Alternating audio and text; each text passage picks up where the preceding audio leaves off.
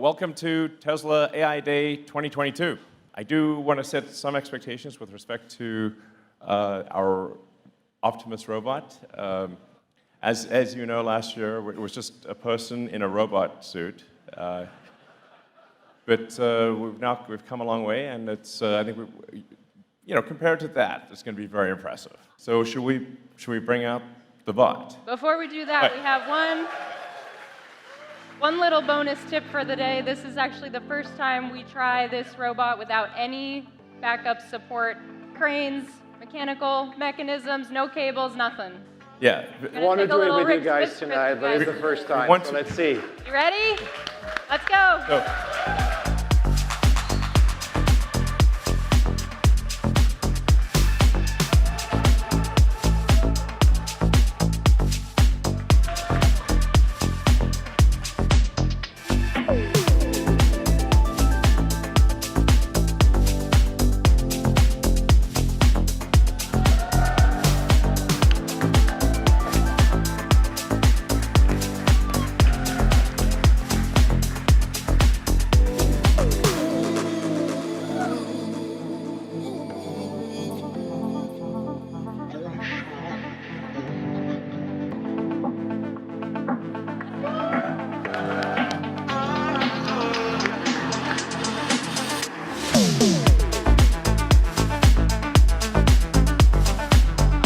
I think the bot got some moves too.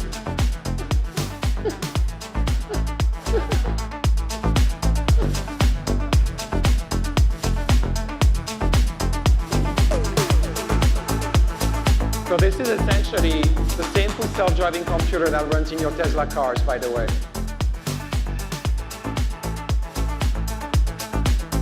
This is literally the first time the robot has operated without a tether. Was on stage tonight. So the robot can actually do a lot more than we just showed you. We just didn't want it to fall on its face. So we'll show you some videos now of the robot doing a bunch of other things. Yeah, we wanted to show a little bit more what we've done over the past few months with the bot, and just walking around and dancing on stage. Just humble beginnings, but you can see the autopilot neural networks running as is, just retrained for the bot directly on that new platform. That's my watering can. Yeah, when you see a rendered view, that's the robot. That's the world the robot sees. So it's very clearly identifying objects. Like this is the object it should picking it up. We use the same process as we did for autopilot to collect data and train neural networks that we then deploy on the robot. That's an example that illustrates the upper body a little bit more. What you saw was what we call Bumble C. That's our sort of rough development robot using semi-off-the-shelf actuators. But we actually have gone a step further than that already. The team's done an incredible job. And we actually have an Optimus bot with fully Tesla-designed and built actuators, battery pack, control system, everything. It wasn't quite ready to walk, but I think it will walk in a few weeks. But we wanted to show you the robot, something that's actually fairly close to what will go into production, and show you all the things it can do. So let's bring it out. Do it.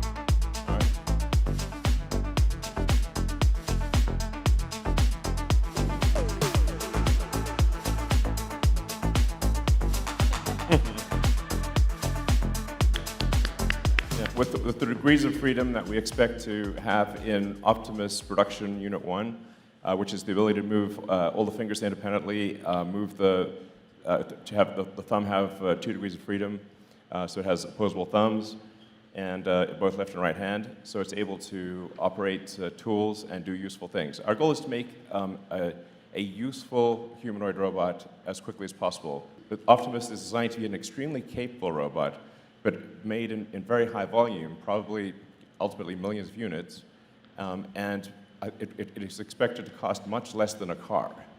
I'll just bring it So, directly to the right here. I would say probably less than $20,000. The potential for Optimus is, I think, appreciated by very few people. Hey! As usual, Tesla demos are coming in hot. So that robot that came out and did the little routine for you guys, we had that within 6 months. Built, working on software integration, hardware upgrades over the months since then. But in parallel, we've also been designing the next generation, this one over here. Obviously, there's a lot that's changed since last year, but there's a few things that are still the same, you'll notice. We still have this really detailed focus on the true human form. So on the screen here, you'll see in orange our actuators, which we'll get to in a little bit, and in blue, our electrical system. So in the middle of our torso, actually it is the torso, we have our battery pack. This is sized at 2.3 kilowatt hours, which is perfect for about a full day's worth of work. What's really unique about this battery pack is it has all of the battery electronics integrated into a single PCB within the pack. So going on to sort of our brain, it's not in the head, but it's pretty close. Also in our torso, we have our central computer. So we still are it's gonna do everything that a human brain does. Processing vision data, making split-second decisions based on multiple sensory inputs, and also communications. So to support communications, it's equipped with wireless connectivity as well as audio support. And then it also has hardware-level security features, which are important to protect both the robot and the people around the robot. So now that we have our sort of core, we're going to need some limbs on this guy. And we'd love to show you a little bit about our actuators and our fully functional hands as well. So there are many similarities between a car and the robot when it comes to powertrain design. The most important thing that matters here is energy, mass, and cost. In the particular case, you see a car with 2 drive units. And the drive units are used in order to accelerate the car 0 to 60 miles per hour time or drive a city drive cycle. While the robot that has 28 actuators, it's not obvious what are the tasks at actuator level. So we have tasks that are higher level, like walking or climbing stairs or carrying a heavy object, which need to be translated into joint specs. The rotary actuator in particular has a mechanical clutch integrated on the high-speed side, angular contact ball bearing, and on the high-speed side, and on the low-speed side, a cross-roller bearing, and the gear train is a strain wave gear. There are 3 integrated sensors here and a bespoke permanent magnet machine. So our actuator is able to lift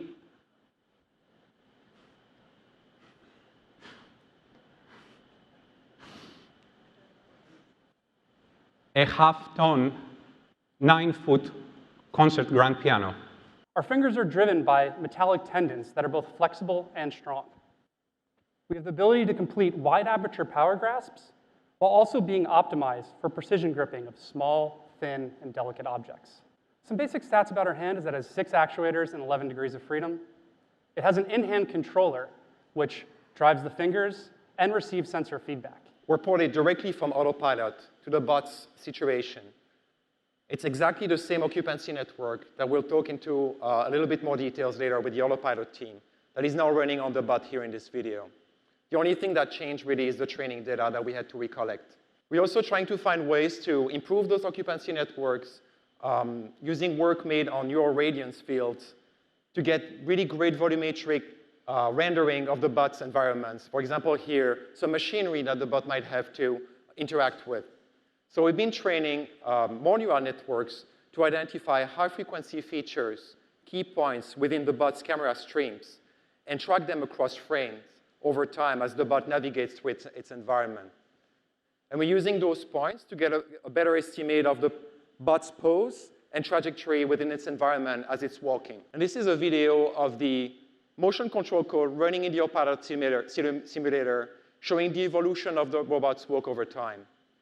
And so as you can see, we started quite slowly in April and started accelerating as we unlock more joints and deploy more advanced techniques like arms balancing over the past few months. We wanted to manipulate objects while looking as natural as possible and also get there quickly.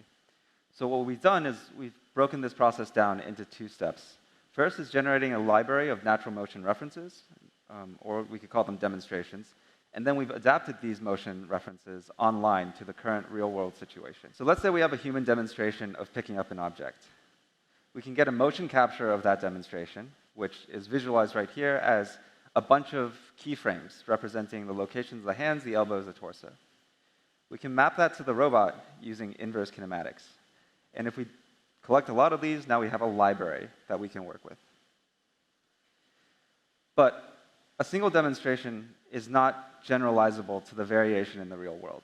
For instance, this would only work for a box in a very particular location. So what we've also done is run these reference trajectories through a trajectory optimization program, which solves for where the hand should be, how the robot should balance during when it needs to adapt the motion to the real world. So for instance, if the box is in this location, then our optimizer will create this trajectory instead. I think the first thing within the next few weeks is to get Optimus at least at par with Bumblebee, the other bot prototype you saw earlier, and probably beyond. We're also going to start focusing on the real use case at one of our factories and make this product a reality and change the entire economy. All of this was done in barely 6 or 8 months. Thank you very much.